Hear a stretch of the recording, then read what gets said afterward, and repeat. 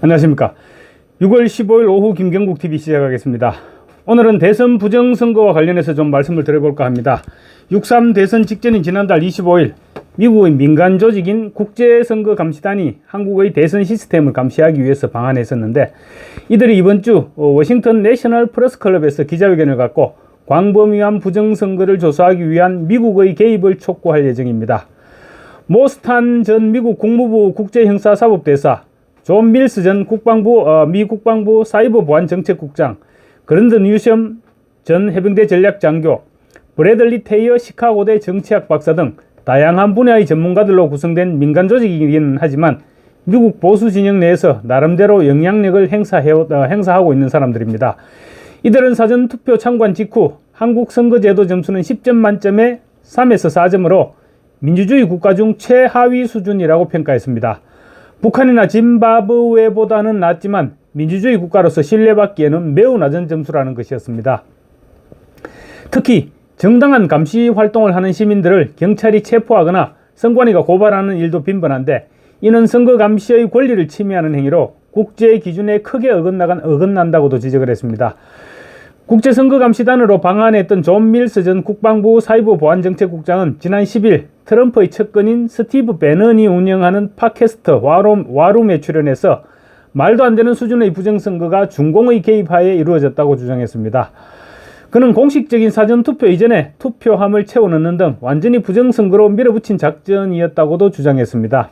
신분증도 제대로 확인하지 않은 사전투표로 표를 훔쳤다고도 지적했습니다.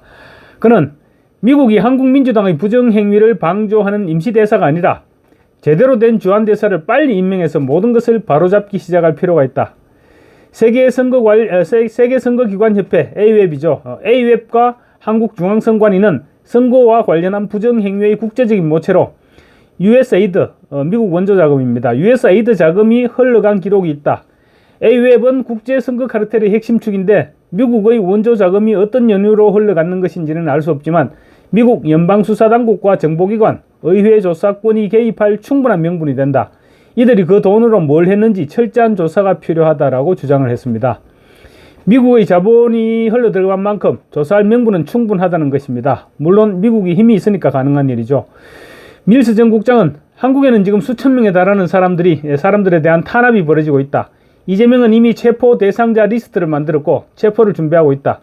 우리가 방문했던 지역 중 한 곳은 우리가 떠난 후 한국 경찰의 방문을 받기도 했다. 이미 위협과 급주기가 시작된 것이다. 매우 심각한 상황이다라고 덧붙였습니다. 그러면서 이재명은 철저한 공산주의자이며 주한미군 철수와 반미를 원하고 있다. 하루빨리 미국 대사와 행동력 있는 외교 인력을 파견해야 한다고 주장했습니다. 밀스 전 국장은 특히 다음 주에 전체 보고서를 발표할 것이다. 여기엔 미국의 적극 개입 및 대사관 차원에서의 대응이 필요하다는 점과 대한민국 내에서 보호해야 할 인물과 단체의 긴 목록도 포함될 것이다. 상황은 정말 심각하다. 한국 내에서 내란죄는 사형까지 가능한 범죄다라고 말했습니다. 이와 관련 밀스 전 국장과 모스탄 대사 등 국제감시단은 이번 주 워싱턴 내셔널 프레스클럽에서 기자회견을 갖고 전 세계의 한국 부정선거 양상을 폭로할 예정이라고 민경욱 의원이 밝혔습니다.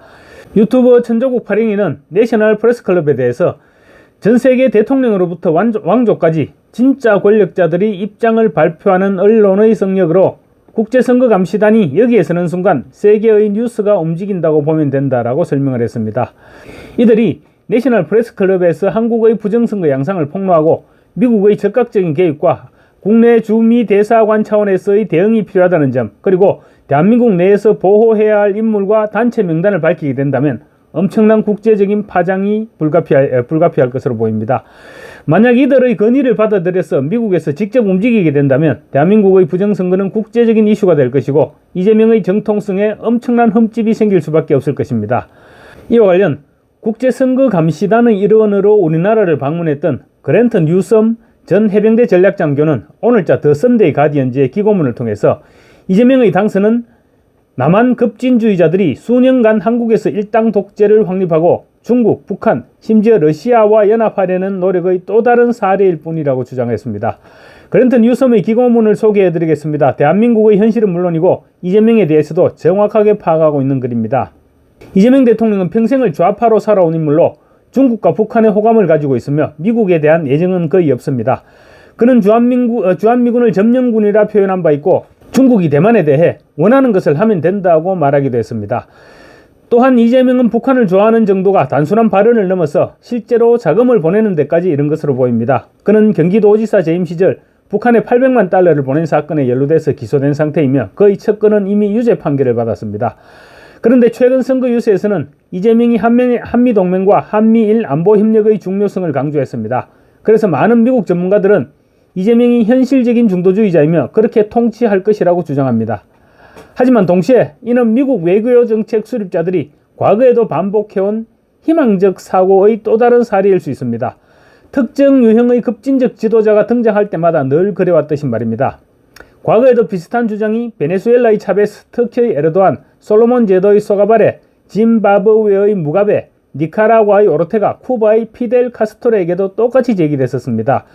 시진핑조차도 한때는 권력만 공고히 하면 중국을 개방할 개혁가라는 평가를 받기도 했습니다.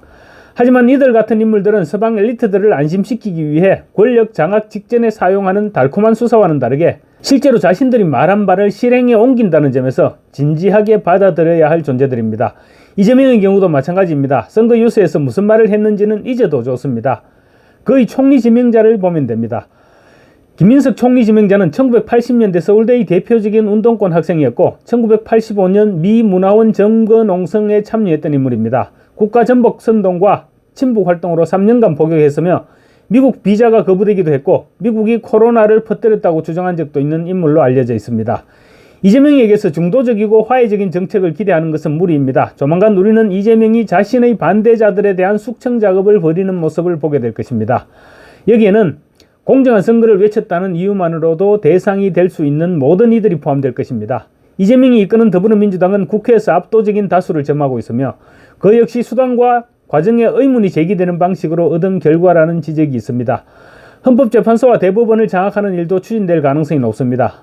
이재명이 취임 연설에서 언급한 민주주의 회복과 국민통합은 뻔뻔함의 극치에 가깝습니다.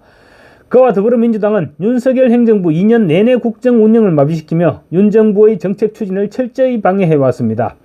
이건 단순한 견제장치를 넘어선 의도적인 혼란 조장 행위였습니다. 대통령과 장관들에 대한 탄핵 안만 거의 30건, 윤 정부의 예산안은 전액 삭감 수준으로 난도질 당했습니다. 이게 과연 건전한 야당의 모습일까요? 이재명의 당선은 한국 급진 좌파들이 수년간 추진해온 일당 독재체제 구축 노력의 연장선상에 있습니다. 그들은 중국, 북한, 러시아와의 정렬을 추구하고 있습니다. 실제로 윤석열 전 대통령에 대한 첫 번째 탄핵안의 내용에는 북중러를 적대시하고 기이한 일본 중심 외교 정책을 따랐다, 이런 문구가 담겨 있었습니다. 사람들이 하는 말을 잘 들어보면 그들이 진짜로 무슨 생각을 하는지 알 수 있습니다. 이제 한미동맹은 끝난 것일까요? 내일 당장 무너지는 일은 없겠지만 동맹은 이미 흔들리는 기반 위에 놓여 있습니다. 한쪽 주요 인사들이 상대방을 싫어하고 차라리 경쟁 국가들과 손잡고 싶어하는 상황이라면 어떤 동맹도 굳건할 수 없습니다. 워싱턴의 동북아 전략은 더 어려워질 것이고 수년간 한국에 침투하며 압박을 가해온 베이징에게는 훨씬 유리한 환경이 조성될 것입니다.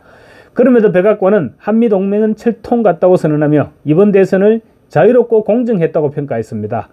또한 중국의 민주주의 개입에 대한 일방적인 우려만 표명했으며 국무부는 이재명 대통령에게 축하 인사를 건넸습니다. 자유롭고 공정한 선거라고요? 협박과 소송에 직면한 한국 시민들은 2020년과 22년, 2024년 그때 당시의 선거와 마찬가지로 이번에도 광범위한 선거 부정에 대한 실질적인 증거를 찾아냈습니다. 미국 대사관, 국무부, 백악관 중 그 누구라도 그 증거를 검토했습니까? 혹은 시민단체들과 한 번이라도 면담을 했습니까? 그런 일이 없었던 것 같습니다. 외신들도 마찬가지로 무성의했습니다. 대부분의 분석가들도 직접 조사하기는커녕 그냥 근거 없는 음모론이라며 일축하기에 바빴습니다. 이런 반응은 한미동맹을 지지하는 한국 국민들에게 큰 실망과 충격을 안겼습니다. 특히 트럼프 행정부가 선거 직전 자유민주주의나 공정한 선거에 대해 최소한의 발언조차 하지 않았다는 점은 더욱 그랬습니다. 어쩌면 트럼프 행정부는 문제를 외면한 채 이재명이 지금까지 살아온 이력을 잊은 척하며 동맹만 유지되기를 바라고 있는지도 모릅니다. 하지만 언젠가 미국 정부는 깨닫게 될 것입니다. 이재명과 한국의 좌파들 역시 차베스, 에르도안, 오르테가처럼 자신들이 말한 대로 행동하는 사람이라는 사실을. 그리고 어느 날 한때 자유민주주의 진영에서 미국과 굳건했던 한국이 완전히 반대 방향으로 돌아서 있는 상황을 마주하게 될지도 모릅니다. 더 심각한 것은 문제적인 지도자가 물러나도 이미 구축된 체제 자체가 민주주의로의 복귀를 가로막는 지경이 될 수 있다는 점입니다. 미국은 지금이라도 한국의 자유민주주의를 지지하고 한미동맹을 유지하기 위한 수단들을 갖고 있습니다. 무엇보다 대다수의 한국 국민들은 이재명과 그의 주사파 급진 세력이 끌고 가려는 방향을 원치 않습니다. 하지만 좋은 패를 가지고 있어도 직접 꺼내서 플레이하지 않으면 아무 의미가 없습니다. 그랜드 뉴섬의 기고문은 여기까지입니다. 굉장히 충격적인 내용의 글입니다. 어쩌면 우리는 지금 냄비 속의 개구리가 되어 있는지도 모릅니다. 아마 이번 주 국제선거감시단의 내셔널 프레스클럽 기자회견은 부정선거에 대한 폭로와 함께 이 같은 우려가 담길 것으로 예상됩니다. 이들의 요구대로 트럼프 행정부가 어떤 행동에 들어간다면 우리는 좀 더 나은 희망을 가질 수 있지 않을까 생각됩니다. 감사합니다.